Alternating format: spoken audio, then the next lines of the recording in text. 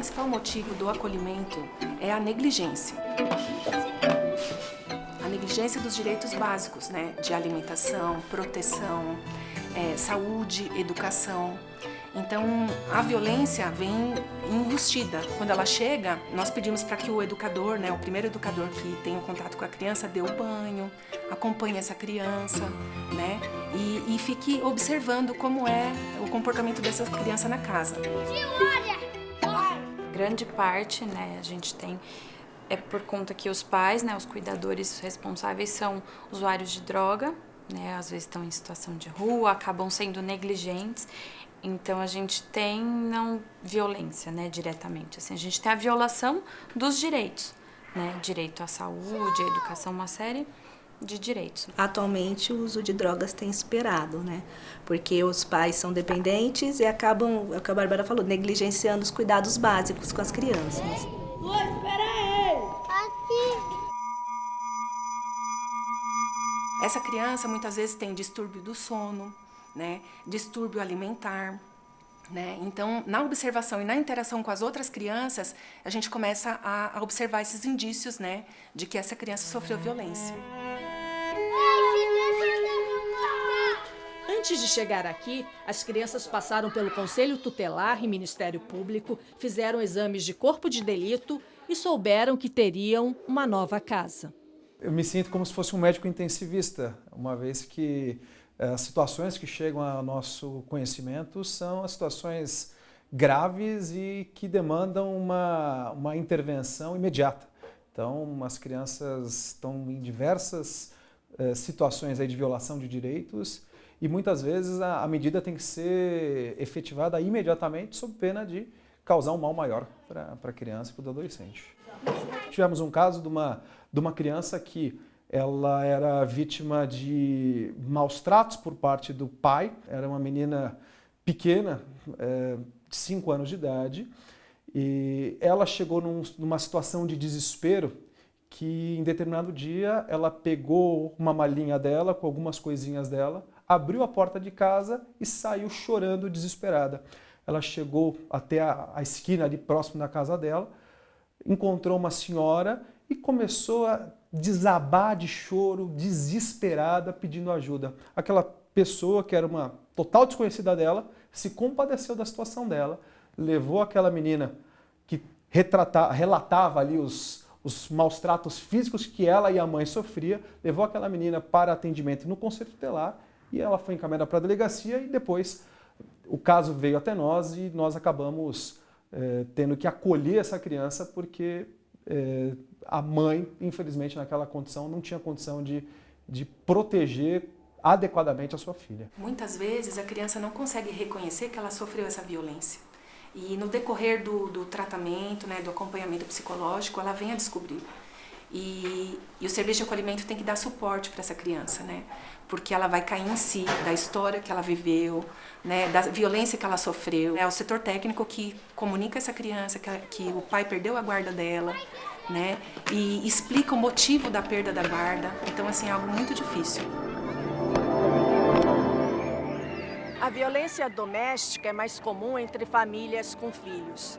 Dados do governo de 2015 apontaram que mais de 70% das mulheres vítimas de violência no país tinham filhos. E 8 em cada 10 dessas crianças e adolescentes presenciaram ou também sofreram a violência. No Brasil, a questão foi abordada pela primeira vez em 2012. Uma pesquisa do IBGE apontou que 42 mil mulheres foram assassinadas no país em 20 anos. E como 70% desses crimes aconteceram na casa delas, o número de filhos expostos a essa violência é praticamente incalculável. O estudo indicou ainda que crianças que acompanham atos de violência podem se tornar futuros agressores. Eu entendo que a violência, ela não é só física, ela pode ser psicológica e emocional. E por isso, eu entendo que um homem que pratica violência contra a sua mulher, necessariamente pratica violência psicológica e emocional contra seus filhos. O mero fato dela presenciar uma agressão entre os pais interfere no seu desenvolvimento. Ela passa a ter algumas dificuldades, muitas vezes até de relacionamento, como se ela mesma estivesse sendo vítima direta dessa violência. E, em razão disso, ela precisa de uma medida protetiva, no caso seria aí o mais adequado, aparentemente, um acompanhamento psicológico que pode e deve ser realizado pela rede protetiva. Eu faço parte de um grupo de pesquisas da USP, que chama Laboratório de Saúde Mental Coletiva, e lá a gente desenvolve pesquisas em serviços públicos de saúde, sendo que uma delas é nos CAPs, que são Centros de Atenção Psicossocial, que são serviços voltados ao atendimento de crianças com intenso sofrimento psíquico. A questão da violência intrafamiliar, da violência doméstica, ela está presente em muitos lares dessas crianças que estão lá no CAPs. Eu lembro até de uma profissional de um serviço que dizia pra gente que naquele serviço, cerca de 70% das crianças e adolescentes que eles atendiam tinha alguma questão de violência que permeava a vida e que de alguma forma impactava negativamente nesse desenvolvimento mesmo da criança e no sofrimento psíquico que ela tinha. Nos casos da criança, a violência doméstica que causa um prejuízo a essa criança, coloca essa criança em risco, ou mesmo a violência doméstica que faz essa criança ser vítima, não é observada na mesma lógica que é quando se atende a mulher. Todos os dias a gente passa aqui por vários desafios de conseguir ressignificar um pouco da vida, né, dessas crianças, de poder ensinar, poder acrescentar, né, na vida delas que existem outras formas também de se relacionar, né, que seja de um jeito respeitoso. 1, 2, Da criança tem sua história, né? E cada uma vive de uma forma. Algumas passaram por situações muito violentas e não vê aquilo como violência, porque foi algo que foi passado de pai para filho, para o avô, e todo mundo se relaciona dessa forma. Devagarzinho, devagarzinho. O bonitinho disso é como ela encontra no ambiente, entre as outras crianças e entre o grupo que acolhe, a posição de aqui eu tô segura. E ela vai se soltando e num espaço relativamente curto de tempo, né? 9, 10, comer pastel! Evidentemente que ela tem a vontade, eu quero da minha família, eu não me desliguei dela, mas eu tô acolhida e eu tô bem. O fato da criança assistir os pais se violentando, se agredindo fisicamente ou verbalmente, tem um impacto psicológico e emocional importante. Então, eu diria que essa criança está sofrendo uma violência psicológica pelo fato dela estar assistindo essas duas figuras, pai ou mãe, ou outros familiares que são pessoas de referência para transmitir a confiança para a criança, um ambiente seguro, para o desenvolvimento pleno dela. Se nessas duas figuras estão pessoas que se violentam, isso impacta no desenvolvimento emocional da criança. Um caso em particular que eu tenho aquela sensação de que a criança quer voltar e ela se depara com uma realidade que não é aquela que ela esperava. Ela voltou para casa, ela procurou novamente os pais e não encontrou a receptividade que ela queria. Eu vou voltar para casa, foi até uma questão assim, tipo, dei uma fugidinha e fui para minha casa, e quando chegou lá ela se deparou com alguém que não abriu os braços para ela. E ela volta para a realidade e se adaptou novamente, e aqui eu tô e agora é aqui que eu tenho que ficar. Tem caso que tem proibição de visita de imediato, então não perde o contato com a família, dependendo do motivo do acolhimento. E tem caso que a família vem e visita a criança, então começa visitando aqui, participando de rotina escolar, acompanha a lição de casa, às vezes vai no médico, acompanha a festinha de aniversário, e depois de um prazo que começa a ir visitar a criança e ir para casa novamente para fazer uma readaptação visando reinserção familiar, visando a volta para casa. O último caso que nós tivemos, né, foi um grupo grande em que nós precisamos intervir e pedir a proibição, né? Por quê? Porque as crianças voltavam sujas, voltavam, né, com os palavrões, né, com tudo que foi construído durante a semana, quando a criança voltava no final de semana, né? Então a gente perdia havia essa regressão. Nós percebemos que elas ficavam mais aliviadas quando acontecia a proibição, porque elas estavam expostas aos mesmos riscos anteriores ao acolhimento. E mostrar para a família, olha,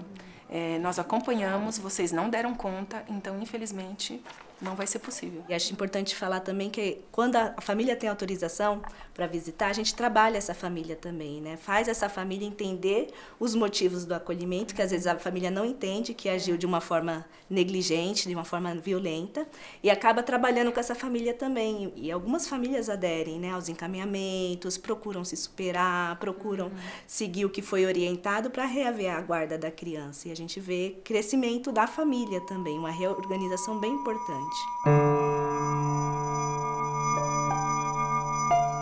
As marcas psicológicas, elas ficam principalmente nos adolescentes ou nos que sofreram a violência em idade superior, né?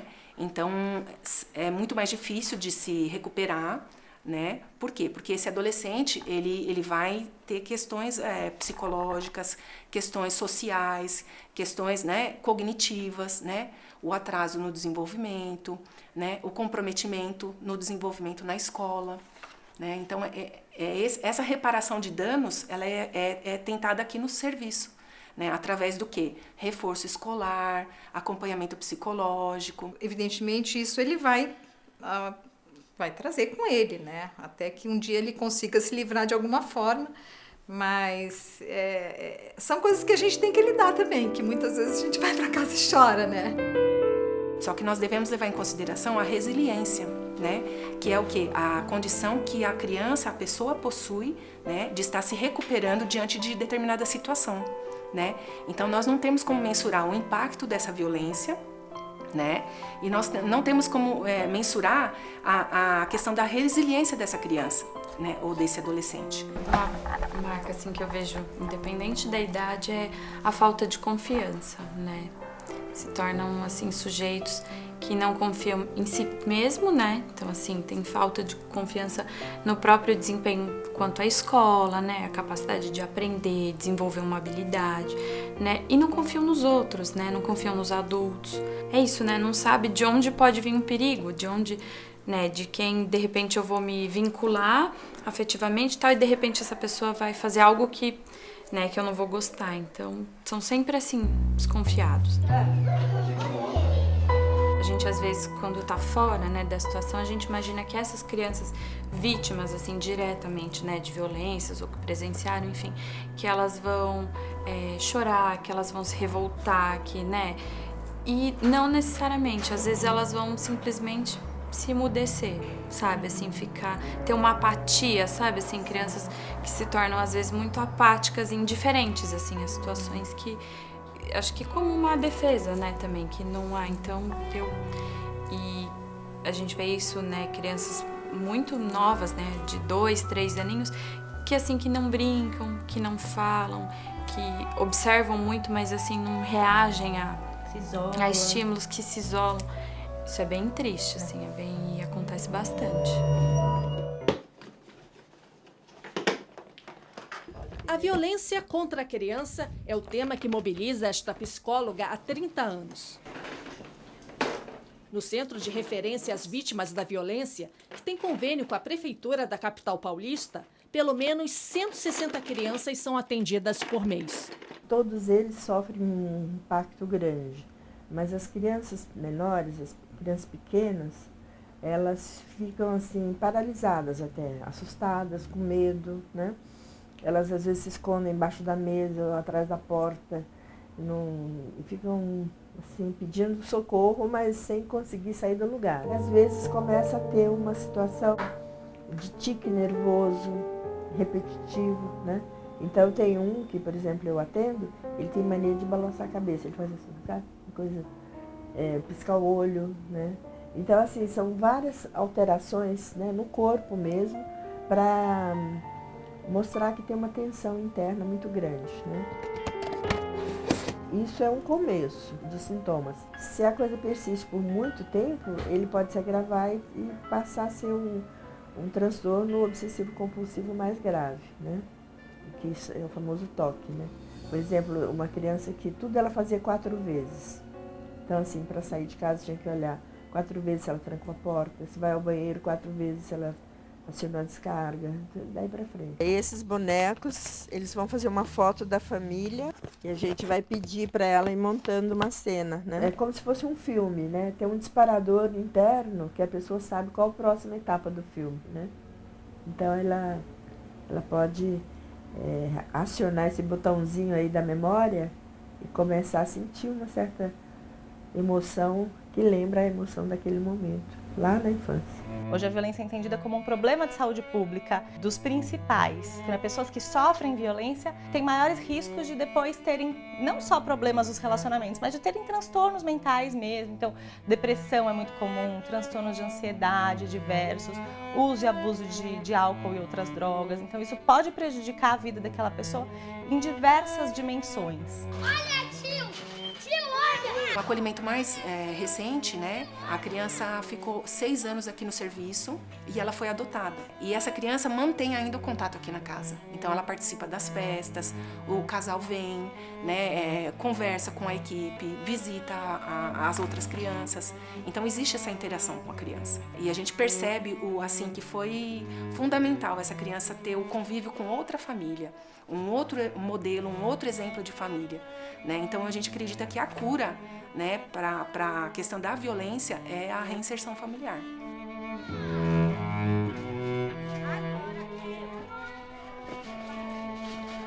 Oi, tudo bem, tio?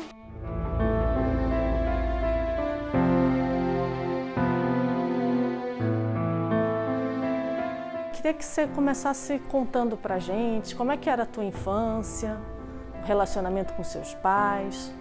Era normal. Quer dizer, eu achava que era normal, né? Quando eu nasci, eles já brigavam, já discutiam. Mas aí eu não vou lembrar. Tem muita coisa que eu esqueci por causa da terapia. Quando eles tinham 3, 4 anos, eles já tinham a compreensão da violência. Toda vez que o pai chegava naquele estado, eu levava eles para um quartinho, ficava com eles lá, ligava a televisão, deixava o outro fazer o que quisesse, quebrar, pôr a rádio em último volume, incomodar os vizinhos. Mas eu mantinha os dois lá e falava, vamos ter televisão, até que eles dormiam. Ele geralmente chegava bêbado, então minha mãe lembro sempre da minha mãe retrucando o que ele falava. Eu lembro do relacionamento deles. Eu não lembro deles muito convivendo como um casal, assim, em casa. Então eu deixava muito meus filhos com a babá, fora de casa. À noite eu pegava, e era à noite que o bicho pegava, que a coisa ficava ruim. Então quando a agressão física começou a ser visível para os meus filhos, eles eram pequenininhos, eu chamei e falei, olha, a mamãe vai dar um jeito nisso. A gente não vai ficar aqui, nós vamos embora. Aí eles falavam, eu posso levar meu brinquedo, posso levar meus não sei o quê? Eu falava, vocês vão levar tudo que vocês quiserem. A última agressão foi quando ele recebeu a carta que eu estava separada de Copos e que ia ser chamado para a gente separar. Aí ele me deu um murro, aí abriu aqui. Eu só lembro do meu pai indo pro quarto e aí ele foi para cima dela. Ela colocou o travesseiro para se proteger, ela estava deitada. Ela colocou o travesseiro para se proteger e ele começou a socar o travesseiro. E aí quando ela tirou o travesseiro, a cara dela estava toda ensanguentada. Aí começou aquela gritaria, minha filha se pendurou no muro, chamou a vizinha, os vizinhos vieram. Essa vizinha conseguiu ligar para ela e ela subiu com os 2 filhos adultos dela. E aí meu pai saiu porque ele ficou com medo de apanhar dos dois filhos dela. E aí eu fui para casa dela e minha mãe foi pro hospital. Ela só chegou de madrugada, eu dormi lá na casa da minha babá. Aí ele fugiu. Ficou 2 dias fora de casa. O trauma maior foi a cena dela levantando e a gente vendo o rosto dela, porque ela estava do nosso lado. Por ser mais velha e várias vezes ela teve que tomar a frente, ela se jogava na frente da briga entre eu e meu ex-marido. Então ela ia com tudo, ela se jogava, o menino se escondia. Então ele tem hoje uma personalidade mais reservada. Eu acho que eu ainda encontro bastante dificuldade em falar, não, isso não é normal. Porque eu cresci vendo isso.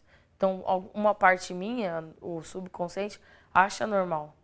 E aí eu tenho que trabalhar com a parte de, não é normal. Eu tava fazendo a terapia e aí chegou uma hora que eu falei, eu tenho pena e eu queria ajudar ele.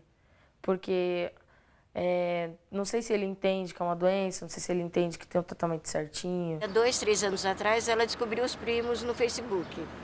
Aí se aproximaram. Hoje ela vê o pai, tá? Ela não tem medo do pai, ela enfrenta o pai, ela até gosta de dar bronca no pai. Só que o menino é mais arredio, ele só vê o pai se ela estiver junto. Ele não quer, ele não gosta. Tanto é que ela que fala, vamos ver o pai? Ele fala, só se você for.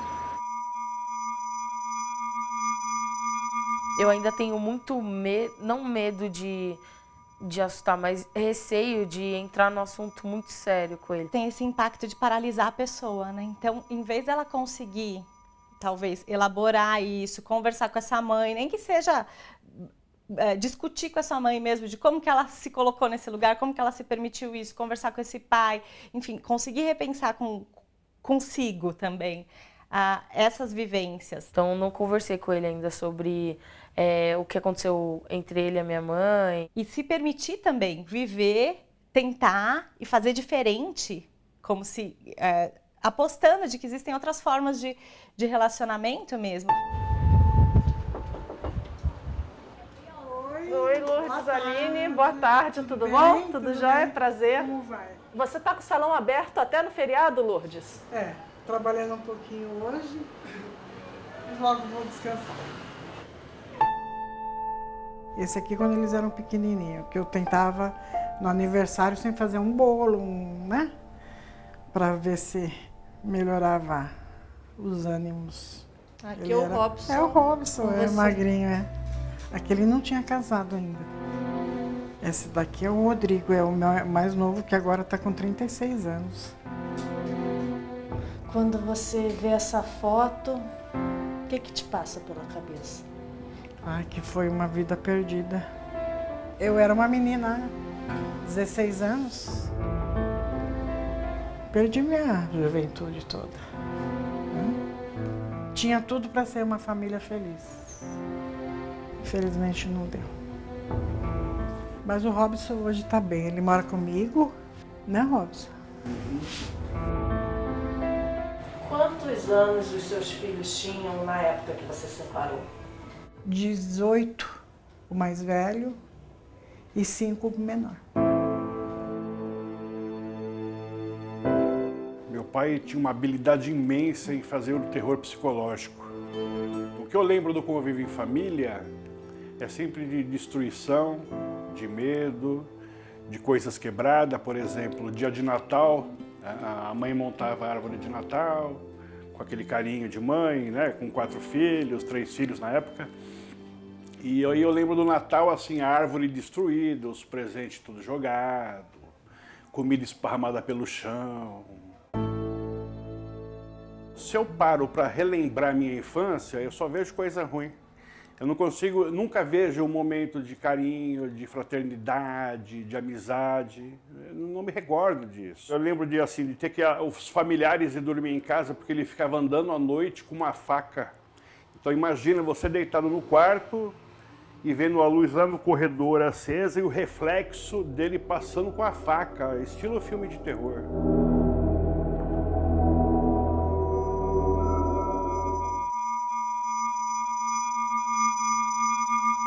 Uma agressão que ele fez com a minha mãe, que a minha mãe ficou hospitalizada e ela voltou do hospital parecendo uma múmia, toda enfaixada, engessada, o corpo inteiro, da cabeça aos pés.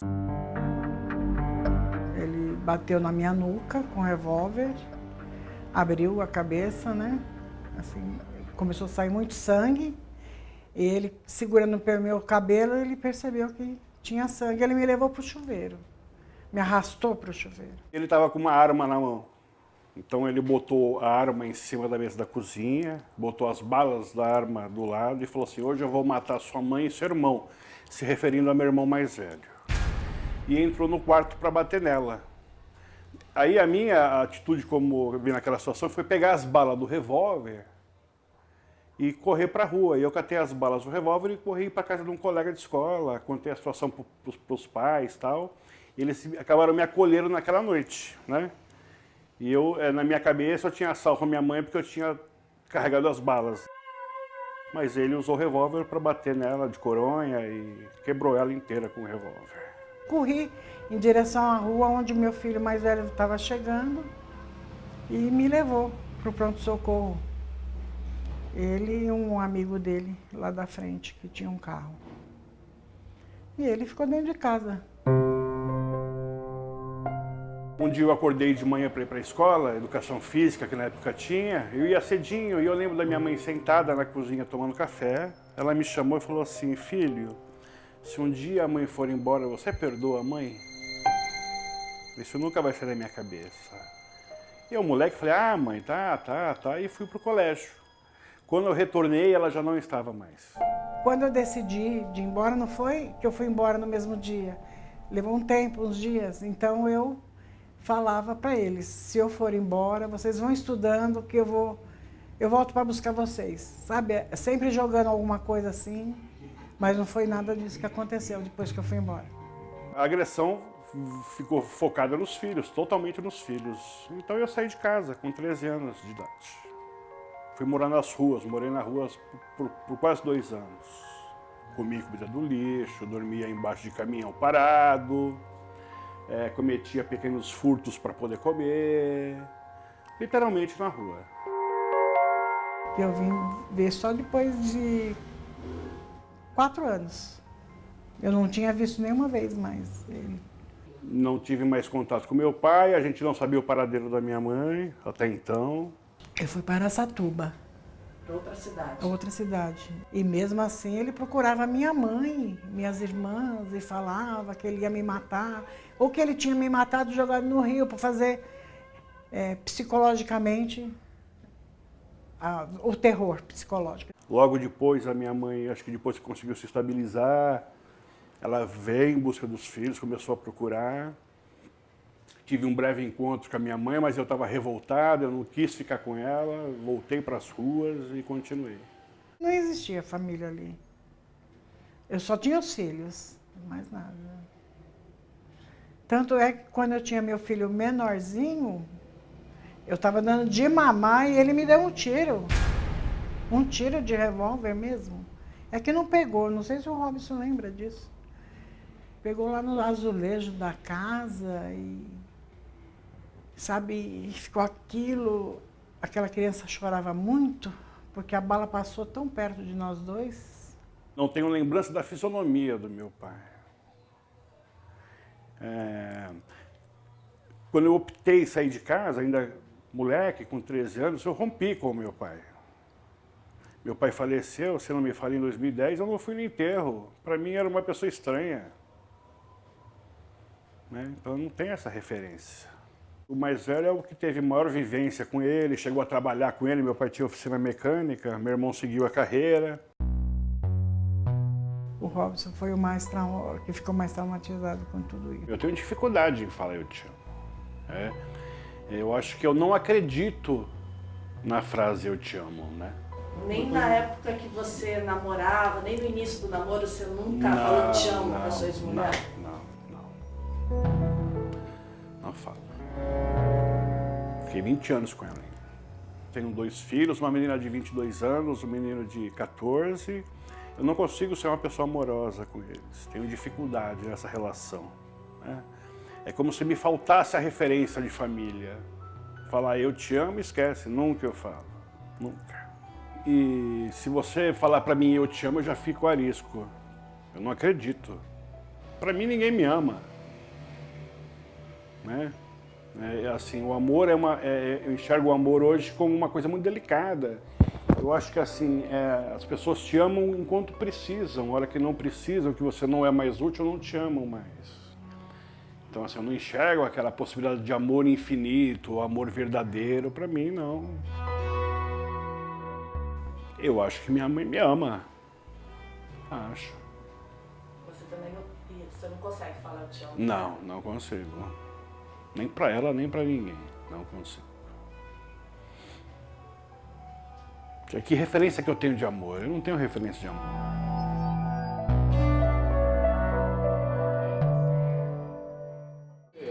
Como se defender da violência doméstica quando se é uma criança? Para muitos, é como estar num labirinto. No centro do labirinto, a gente encontra o Minotauro, que é meio monstro, né? Ou é um monstro, é meio homem, meio besta, que tem essa dualidade da agressividade humana.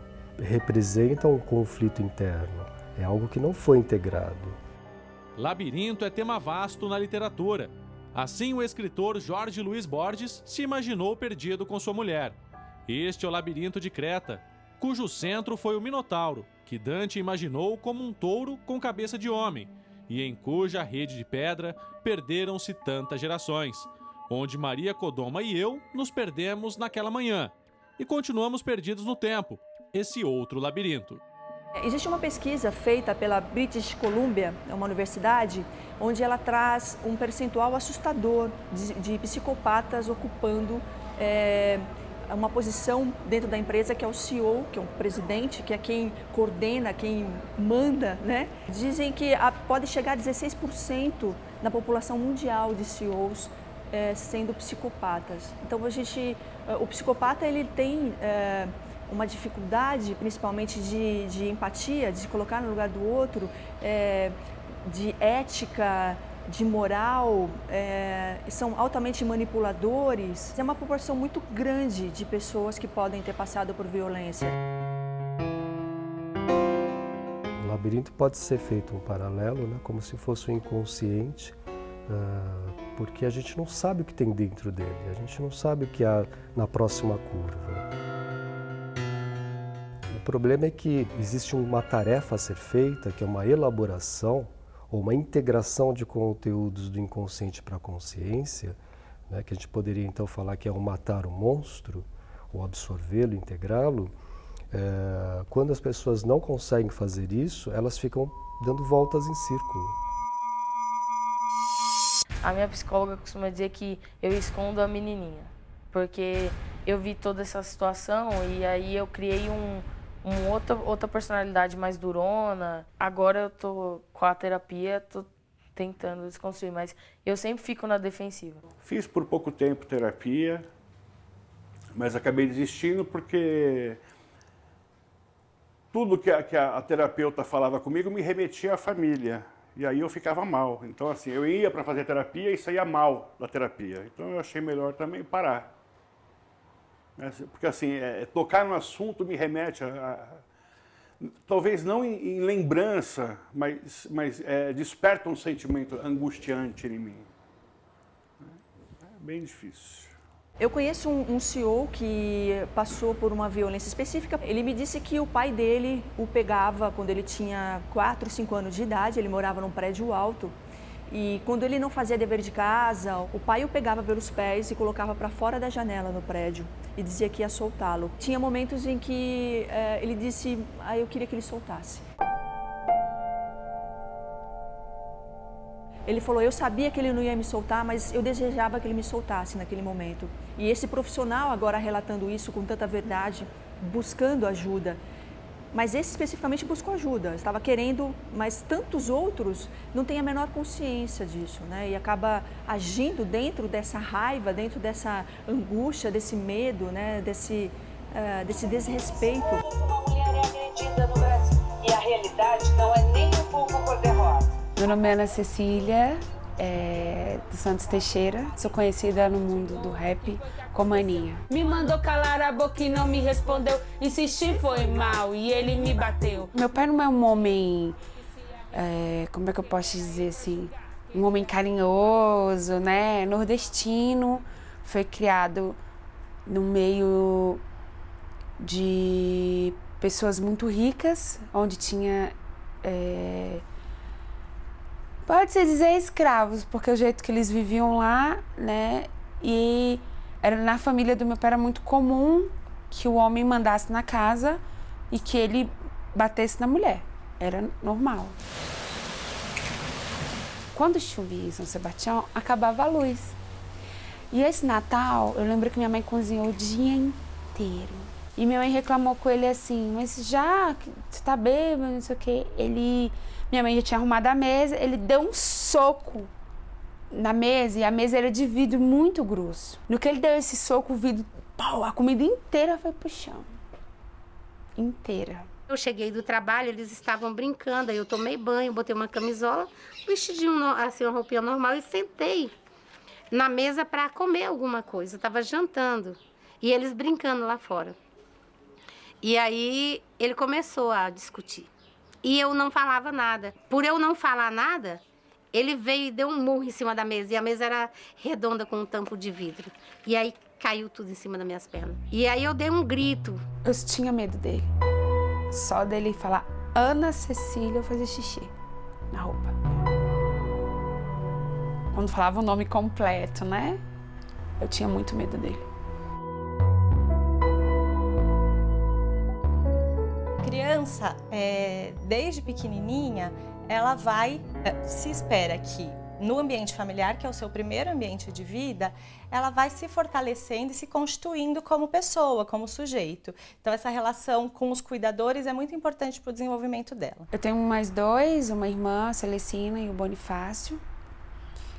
E a nossa reação era de voar nele, né? De se tentar separar, de gritar. Uma vez que esse ambiente não traz segurança, não traz apoio, não traz conforto, isso que ela assiste pode causar traumas mesmo. Minha mãe sempre fala, com o tempo, né, ela sempre fala que acho que de todos eu fui a mais prejudicada.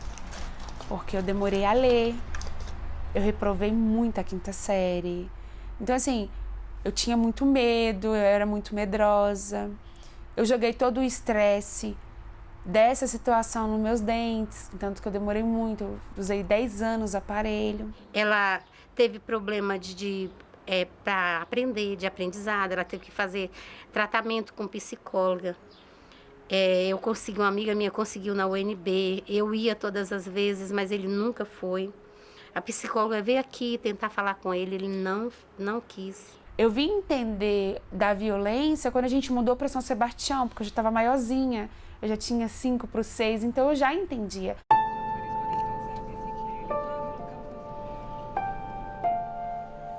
Eu lembro, logo quando a gente mudou para lá, para Casa Nova, meu pai, bêbado, tentou beijar minha mãe. E ela não quis, ela empurrou ele empurrou ela e ela bateu a cabeça num tijolo, porque nossa casa não tinha ainda reboco. Num tijolo que, em São Sebastião, por ser uma cidade de olaria, eram umas lajotas muito grandes. E ela rachou o crânio, né? Onde ela levou, acho que foi 30 ou foi 40 pontos na cabeça. E eu era muito pequena, sem entender. A única coisa que eu lembro ela dizer assim: vocês vão ficar em casa, eu vou dormir, a mamãe vai sair, daqui a pouco a mamãe volta. Só que a mamãe volta, mas ela estava com um pano na cabeça, uma fralda. E essa fralda, ela estava toda vermelha. Eu perguntei, mãe, por que essa fralda está vermelha? Ela, não, a mamãe pintou de tinta. O cabelo pintou. Então, assim, na minha cabeça, a minha mãe tinha pintado o cabelo de vermelho. Depois, já adolescente, eu mexendo nas coisas dela, no armário dela, arrumando, eu encontrei. Ela guardava a fralda dentro de uma sacola com uma carta. Esse foi o primeiro pano que eu coloquei na minha cabeça quando ele me machucou. Eu estava perto do banheiro e foi o primeiro pano que eu peguei. Eu acho que eu escrevi aqui. Deixa eu ver aqui se eu escrevi. Aqui, ó. Estou guardando este pano para nunca esquecer o que me aconteceu, pois os cortes saram, mas a cicatriz fica.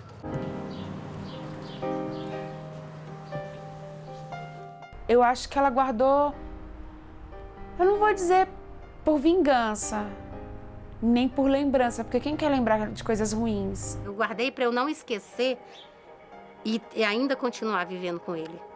Eu tinha que ter alguma coisa para lembrar, porque quando a gente gosta de uma pessoa, a gente perde a vergonha.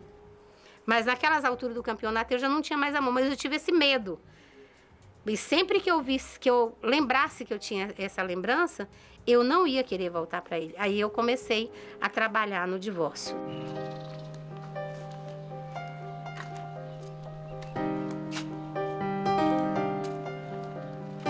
Ele cozinha muito bem. E aí ele pediu para mim descascar a abóbora. E eu falei, tá bom. Só que na minha noção, descascar a abóbora era pegar a faca, né? Eu não sabia. ele pegou o cabo da faca e tacou na minha cabeça assim, ó. Pá! E aí eu falei, mas eu tô apanhando por quê? E ele disse assim, porque você não sabe descascar abóbora. Entende? Então isso não atrapalhou. Mas eu acho assim que eu era muito agressiva. Eu não levava desaforo pra casa. Eu não precisava disso. Entende? Às vezes nem precisava, eu tava dando patada. Mas pela criação que eu tive. Não era nem porque eu não gostava da pessoa. E tanto que tem um grupo de WhatsApp de amigos da 408 que chama Pau Velho. Os meninos falam assim, cara, Aninha, você ainda bate? Porque eu bati em todo mundo, né? Mas era o reflexo do que eu tinha dentro de casa. Mas eu não contava pra ninguém. Meu primeiro namorado, eu já pensava que ele ia me bater. Só pensava nisso. Então, eu tinha medo de me envolver. Eu me protegia batendo nos outros no colégio. A minha reação era assim. Qualquer pessoa que viesse falar comigo, vamos jogar futebol, me empurrar, eu também empurrava. Então foi assim que eu aprendi dentro de casa. Existe uma tendência natural da gente repetir os padrões familiares da nossa família nuclear. Então, a forma como nós vivenciamos na infância a relação dos nossos pais vai ter uma influência direta nas nossas escolhas conjugais, na escolha do nosso parceiro. Quando eu tive meu primeiro namorado, com 14 anos de idade, quando ele me deu um tapa na cara. Ele fez isso na frente de algumas pessoas e não tinha como esconder. Aí eu associei, né? Putz, minha mãe passava por isso, eu vou passar por isso também. Na escolha do parceiro, essa menina depois vira mulher, ela viu a mãe dela sendo agredida, é muito provável que ela acabe construindo uma relação nesse mesmo lugar, que ela vai seguir sendo agredida por esse marido, ainda que ela não queira, ainda que ela lute contra isso, é como se inconscientemente ela repetisse esse trauma com uma tentativa até de solucionar, sabe? Aquele trauma que ficou. Eu via minha mãe sofrer isso. De repente, eu levei um tapa na cara por nada. E aí esse rapaz acabou. Naquele dia acabou.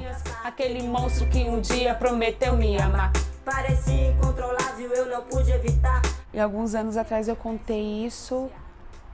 E minha mãe, ela viu e ela, por que você não me contou? E esse rapaz, eu gostava muito dele, ele era um menino bom. Mas eu não sabia que eles tinham um relacionamento tão violento. Se eu soubesse, eu acho que não sei. Eu teria feito uma besteira. Porque para uma mãe, só mãe que sabe, alguém agredir um filho seu. Falar qualquer coisa. Você pode brigar com seu filho, você pode bater, você pode fazer o que for. Mas se alguém falar qualquer coisa do teu filho, aí o sangue ferve. Talvez se eu tivesse o denunciado, talvez se eu tivesse o deixado de lado, agora é tarde na cama de um hospital. Eu acho que a música, ela mudou a minha história. Porque o rap, ele é um protesto, ele é uma denúncia, ele é um carinho, ele é lágrimas. Mas eu não imaginava que a música podia tirar coisas de dentro do ser humano. Não passava pela minha cabeça. Adolescente, moleca, não passava. Até eu entrar numa atitude feminina. Me deu um beijo e me deixou na porta de casa. Os meus olhos brilhavam, estava apaixonada. Aí eu comecei a ter noção assim, que a minha história não era diferente da história das meninas. Que a história das meninas não era diferente do que a minha. Que a mãe delas sofria como a minha. Que a mãe delas passava por violência como a minha passou. E que cada uma das meninas também tinha passado com o primeiro namorado a mesma situação. Me chamava de filé e eu achava legal. No começo tudo é festa, sempre é bom lembrar. Um dia, sem mais nem menos, a Jane contou a história dela pra gente, da mãe dela. Chegou a história de fazer a música. Apareceu a história. E trouxe rosas para me alegrar, e com lágrimas pede pra eu voltar. Só que no dia, a música não tinha como cantar todo mundo, então cantou só a Jane e eu. Eu ria, eu tinha crise de risos dentro do estúdio, vendo ela gravar. Que ela começou assim, tudo era lindo no começo, lembra? Eu ria, não sabia o que eu fazia. É claro, tentei acalmá-lo, ele ficou irritado. Começou a quebrar tudo loucamente lombrado. Eu começava a rir. Porque veio na minha memória toda a história da minha mãe.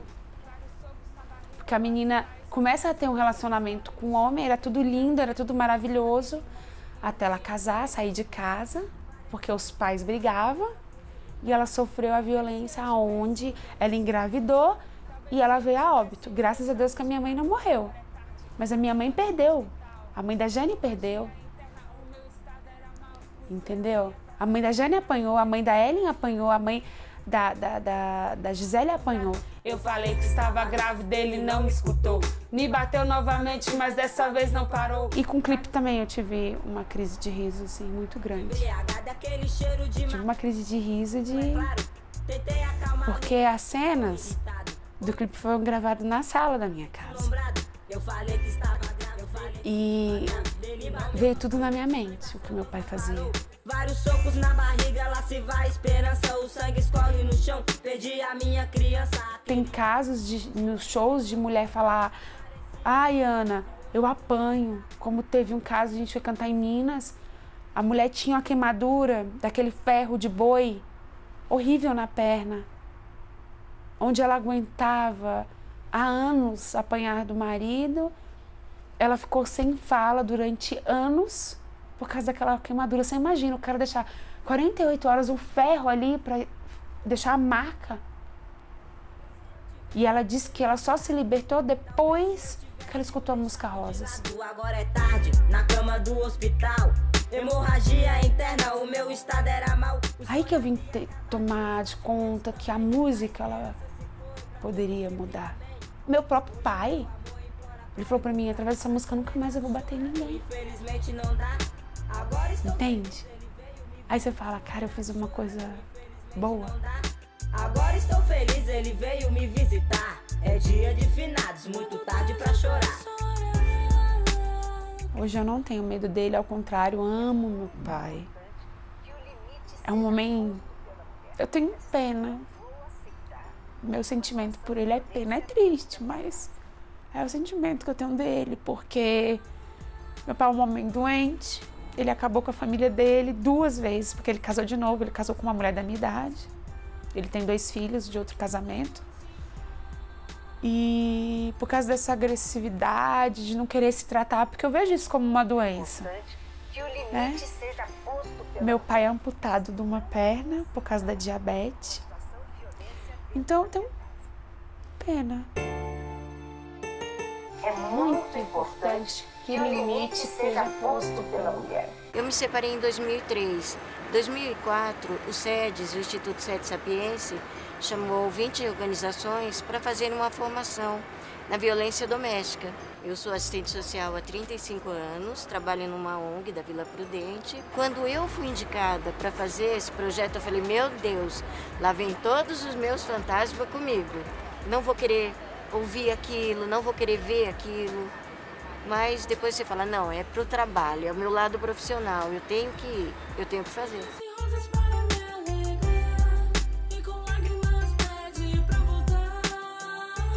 Na hora que eu pedi para você falar o seu nome para crédito, você me passou o sobrenome da sua mãe. Uhum. É como você se reconhece? Sim, tudo é Mariane Barros. Acho que é porque a gente não conviveu muito com eles. Agora que a gente tá começando aí frequentar a casa dos meus tios e da minha avó. E daí? Não tinha nada a perder, queria sair dali. Ela ficou mais corajosa, vamos dizer assim. Ela tem atitudes. Ela é uma pessoa de atitude, porque quando ela tinha 5 aninhos, ela tinha que tomar atitude. Ela tinha que defender a mãe dela. Veio vingança e ele veio como quem não quisesse nada. Me deu um beijo e me deixou na porta de casa. Olhando hoje para a foto do seu pai, o que você sente por ele? Um carinho muito grande, assim. Porque ele é meu pai, não tem como você odiar o seu pai. Iludida, sabe de nada da vida, uma proposta, ambição de ter uma família. Tinha uma revolta contra ela, sim. Tinha revolta contra o meu pai. Hoje não, hoje eu tiro de letra. Eu acho que minha mãe foi uma guerreira, foi uma sobrevivente, entendeu? E fez tomou a atitude certa no momento certo, porque ela não ia sobreviver. Estou feliz, o meu amor veio me visitar. é possível que ele, buscando ajuda, ele tenha uma boa melhora. A consciência já é absolutamente um processo já de cura, mas para se dizer que ele estará completamente livre dessa sensação, eu não acredito que isso aconteça. Não acredito por conta mesmo do transtorno, né? Do trauma que se estabeleceu. Por que só o pé? Todos nós temos ao longo da história, né, situações que às vezes são violentas, são desagradáveis e que a gente continua vivendo, né, continua ressignificando, continua passando por cima das coisas e falando, bom, agora eu tenho que dar um novo rumo, um caminho. Tinha prazer de lavar, mas a alegria de pobre dura pouco, diz o ditado. Ele ficou de... Dizer que uma pessoa, uma criança que passa por uma situação de agressão, de falta, né, de alimento, se tornará um adulto saudável, não tem como, é impossível a gente reverter no momento em que é como você querer que uma plantinha que foi submetida ali a pouca alimentação, ao sol agressivo, ela vai dar frutos maravilhosos, doces. Não tem como, né? É contra a natureza. Eu estava 4 meses grávida. Ele me deu uma surra tão violenta. A gente vê hoje, nós temos crianças aqui tão demais, com famílias ótimas e voltam para cá, não perdem, não deixam que a criança até perca da onde ela veio. A partir de hoje, eu sou uma mulher sozinha com uma única responsabilidade, da qual não falho, pois é criar os meus 3 filhos. Eu nem lembrava que eu tinha escrito isso aqui. Mas eu temia, não estava aguentando aquela situação. Mas hoje tudo vai mudar. Não lembrava mesmo, hein? Interna, o meu estado era mau, o sonho havia acabado e os batimentos também. A esperança se foi pra todo sempre, amém. Hoje meu amor implora pra eu voltar, ajoelhado chorando, infelizmente não dá. Agora estou feliz, ele veio me visitar. É dia de finados, muito tarde pra chorar.